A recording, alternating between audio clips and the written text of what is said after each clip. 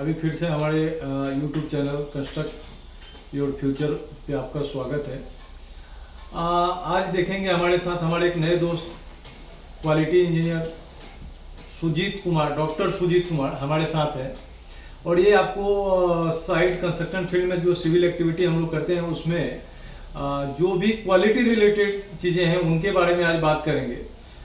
देखेंगे कि हम लोग फर्स्ट कंस्ट्रक्शन वर्क जो करते हैं तो उसमें कंक्रीट का बहुत बड़ा मात्रा में यूज होता है। कोई भी आरसीसी का काम करते हैं, कोई भी कंस्ट्रक्शन बिल्डिंग का काम करते हैं, उसमें सीमेंट, कंक्रीट और ये सब चीज़ों का बहुत बड़ा योगदान होता है, बहुत बड़ी मात्रा में यूज कंज्यूम होता है। तो हम सुजीत जी से जानना चाहेंगे कि जो ये कंक्रीट होता है वो किस टाइप का यूज होता है, कहाँ किस टाइप का यूज करते हैं, उसमें सीमेंट क्या किस प्रकार का यूज करते हैं, उसकी क्या टेस्टिंग होती है, उसके स्ट्रेंथ और वॉल्यूम रिलेटेड चीज़ों पे हम किस हिसाब से बात करते हैं।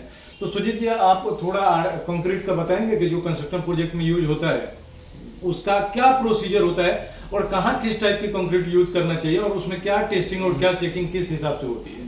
नमस्कार भाइयों। कंक्रीट देखिए अपना जो साइट पे होता है, चाहे नॉर्मल जो होता है वो नॉर्मल कंक्रीट ही होता है। तो उसमें खास करके ध्यान रखना होता है वर्कबिलिटी पे, जिसको हम लोग स्लम्प बोलते हैं। तो स्टैंडर्ड स्लम्प जो है 100 ± 25 mm ये तो बेटर माना गया है ये आज पर 456 IS कोड में। तो कंक्रीट के लिए जो है सो हम 3 कंक्रीट डिजाइन मिक्स होता है सबसे पहले। तो उसके लिए हम 3 IS कोड हमको लगता है, 3 IS कोड का रेफरेंस हमको लेना चाहिए। IS 383 उसमें जो मिलता है वो all in aggregate passing limit मिलता है और एक मटेरियल टेस्टिंग का सभी लिमिट मिलता है। जैसे हार्डनेस ऑफ एग्रीगेट, तो हार्डनेस ऑफ एग्रीगेट 2 टाइप से होता है टेस्टिंग, एक इम्पैक्ट वैल्यू और एक क्रशिंग वैल्यू। तो ये सभी टेस्टिंग का जो लिमिट भी मिलता है वो IS 383 में मिलता है। और IS 456 जो बोलता है उसमें आपको मिनिमम सीमेंट कंटेंट और मैक्सिमम वाटर सीमेंट रेशियो ये बोलता है, ये दिखाता है। तो मिनिमम सीमेंट कंटेंट और मैक्सिमम वाटर सीमेंट रेशियो जो है उसके हिसाब से फॉलो करना चाहिए ग्रेड ऑफ कंक्रीट के लिए, जिस ग्रेड के लिए आपको यूज करना है। जैसे नॉर्मल कंक्रीट जो है M20 से M30 के ही बीच में ही यूज होता है। बराबर। अभी इसमें हम लोग देखेंगे कि जैसे मान लीजिए कि किसी साइट पे हमें जब नया काम चालू करते हैं तो कंक्रीट मोबिलाइजेशन में जब स्टार्टअप होता है फुटिंग या पीसीसी तो उसमें हमें कंक्रीट लगता ही है। लेकिन उससे पहले जो कंक्रीट के लिए हमें गिट्टी कहाँ से जो 20 mm हम लेते हैं, 10 mm लेते हैं या क्रॉसेंट रिवर्सेंट जो भी यूज करते हैं, तो उसका क्या रहता है, कुछ सोर्स रिलेटेड चीज़ें रहती है, उसका कुछ भी टेस्टिंग होती है या डायरेक्टली लाके जैसे हम लोग गांव में यूज करते हैं उस हिसाब से करते हैं। ये तो बहुत जरूरी चीज़ है। आप सोर्स भी मतलब जाके और वो क्यों जरूरी है थोड़ा वो भी बताने के। क्योंकि सोर्स जरूरी है इसके लिए क्योंकि आजकल जो है सो सब टेक्नोलॉजी जो है, पहले जो था अपना क्रशर जो था वो रेगुलर स्टैटिक क्रशर बोलते थे, सादा क्रशर था जिसमें मटेरियल जो निकलता था एलोमिनेटेड एंड फ्रेगनेस जो है बहुत प्रचुर मात्रा में मिलता था। लेकिन आजकल एक न्यू क्रशर डेवलप किया गया है। ये करीब आज से 10 साल पहले जो पुणे और मुंबई जो हाईवे बना है सबसे पहले वो प्लांट जो बैठा गया उसको बोलते हैं VSI power plant, VSI crusher plant. तो VSI क्रशर प्लांट का क्या है कि वो थोड़ा राउंड शेप में मटेरियल को तैयार करता है।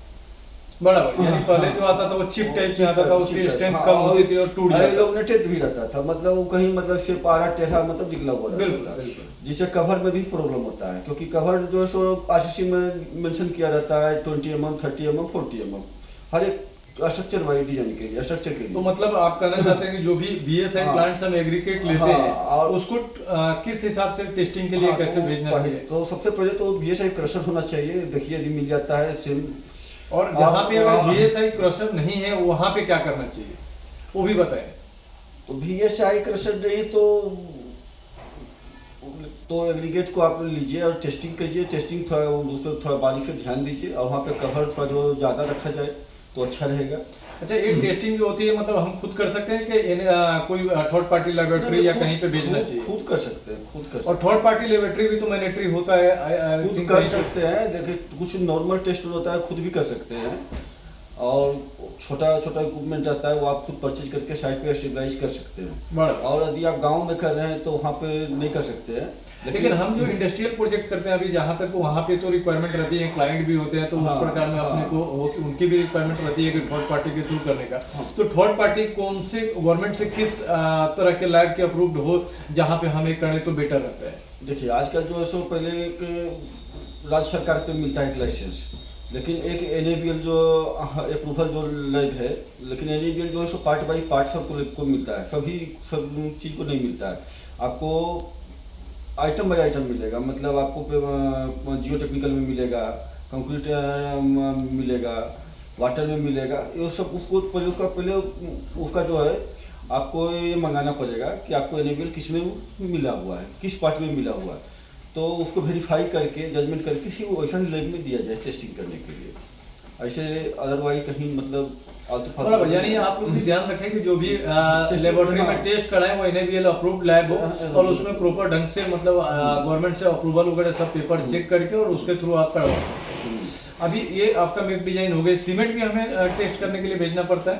हाँ, सीमेंट भी टेस्टिंग करने के लिए जाना चाहिए। सीमेंट मतलब कोई भी अपना सामान जो बेचता है मार्केट में वो कोई ख़राब नहीं करता है, तो इसका भी वेरिफिकेशन होना ही चाहिए, करना ही चाहिए कि वो सही मतलब मार्केट में सीमेंट आ। अच्छा, ये मान के चलिए कि अभी जैसे हमारा एग्रीगेट हमने टेस्ट करवा लिया, सीमेंट हमारा टेस्ट हो गया, तो मिक्स डिजाइन की क्या प्रोसीजर होती है? मिक्स डिजाइन के लिए प्रोसीजर क्या है कि एक IS कोड है 10,262 10262 एंड बुक तो बहुतों सा है, बुक तो मतलब कंप्यूटर टेक्नोलॉजी में MSCT का भी लिखा हुआ है और अपना SP स्टैंडर्ड स्पेसिफिकेशन भी है SP23 करके, ये भी है। लेकिन इस पे नहीं जाकर बाकी IS का ही रेफरेंस किया जाए तो अच्छा रहता है, क्योंकि कोई भी ऑथोराइज जो एक्सेप्ट करता है अपना PMC चाहे कोई भी IS को ही रेफर करना चाहिए। तो 10,262 में आपको उसका कैलकुलेशन जो है मिक्सिंग का क्या क्या कैसे लेना चाहिए, ये 3 IS को, इसीलिए तो मैं बोला 3 IS कोड लगता है, 38 IS 383 456 और 10262 10,262, ये 3 IS कोड लगता है। ओके, मतलब इन IS कोड को फॉलो करके मिक्स डिजाइन हाँ, के प्रोसीजर तीनों होते हैं। में लेकिन मान के चलिए कि ये IS कोड के हिसाब से हमने मटेरियल वगैरह सब थर्ड पार्टी लैब में दे दिया सब चीजें मिक्स डिजाइन के लिए, तो लैब की प्रोसीजर कितने दिनों में रहती है कि वो हमें उनका मिक्स डिजाइन का अप्रूव्ड मेक हमें दे दें कि पेपर दे दें कि हम इस हिसाब से काम को चालू कर सकते हैं?